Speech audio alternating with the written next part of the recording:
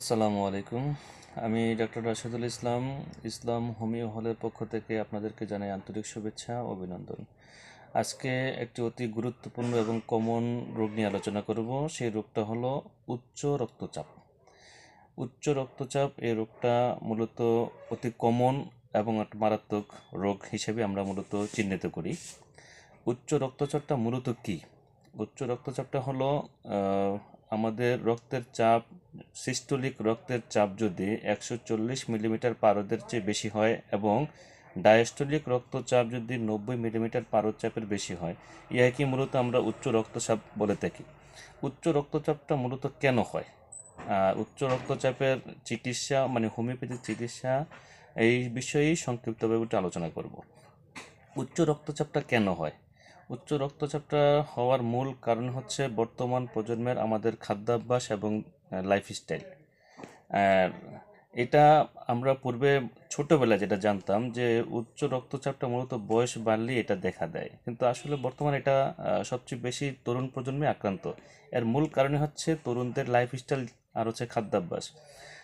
এছাড়াও মূলত যেই কারণে আমাদের উচ্চ রক্তচাপটা বেশি আমরা অবজারভেশন করি, সেটার মূল কারণ হচ্ছে বংশগত থাকতে পারে, আর হচ্ছে উচ্চ উচ্চমাত্রায় ক্ষতিকর চর্বি বা ব্যাড কোলেস্ট্রল যেটাকে বলি, এই কারণে উচ্চ রক্তচাপের পরিমাণটা বেশি হয়। স্ট্রেস, মানসিক চাপ হচ্ছে উচ্চ রক্তচাপের প্রধান কারণ হয়ে দাঁড়ায়। আর হচ্ছে অতিরিক্ত রাত্রি জাগরণ, অনিদ্রা হলে রাত্রি জাগরণ হয়, অতিরিক্ত রাত্রি জাগরণ হলে এই সমস্যাটা বাড়ে।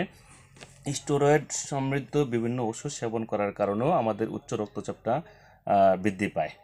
এছাড়াও লবণাক্ত, চিনিযুক্ত, তারপরে হচ্ছে কোমল পানি, ফাস্ট ফুড, এই সমস্ত খাবারগুলা, আবার প্রসেসিং ফুড, রিচ ফুড, এগুলো সেবন করার ক্ষেত্রে আমাদের উচ্চ রক্তচাপটা বৃদ্ধি পায়। আরেকটা কারণ হচ্ছে আমাদের কায়িক পরিশ্রমের অভাব।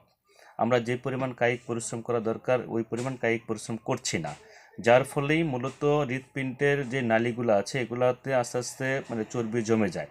এতে করে রক্ত সঞ্চালনে বাধাপ্রাপ্ত হওয়ার ফলেও এই ক্ষেত্রে এই উচ্চ রক্তচাপের মাত্রাটা দিন দিন বেরিয়ে চলছে। আমরা আরও কিছু মানে লক্ষণের ক্ষেত্রেও উচ্চ রক্তচাপগুলো বাড়ে, যেমন থাইরয়েড হরমোনাল তারতম্যের কারণে হতে পারে, কিডনি লিভারজনিত জটিলতার কারণে হতে পারে।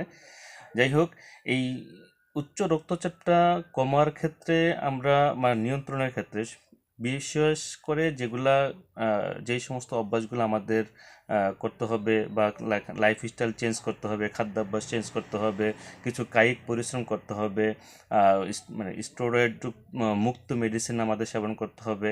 আরেকটা হলো যেই কারণগুলোর কারণে উচ্চ রক্তচাপগুলা হয় ওইটা একটু কারণগুলো নির্ণয় করে আমরা একটা চিকিৎসা করতে পারি।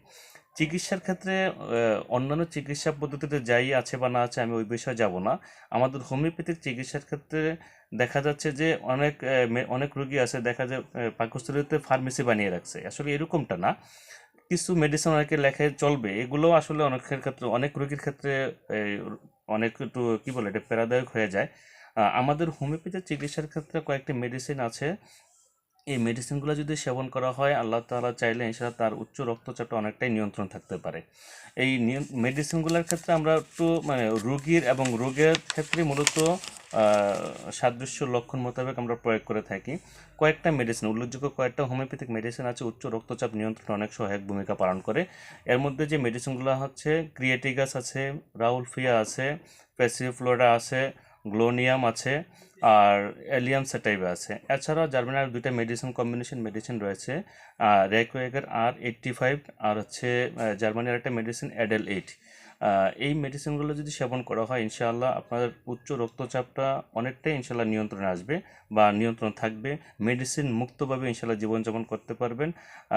যদি হোমিওপ্যাথিক সাদৃশ্য লক্ষণ মোতাবেক একটা রেজিস্টার্ড হোমিওপ্যাথিক চিকিৎসকের শরণাপন্ন হয়ে এই চিকিৎসাটা গ্রহণ করেন।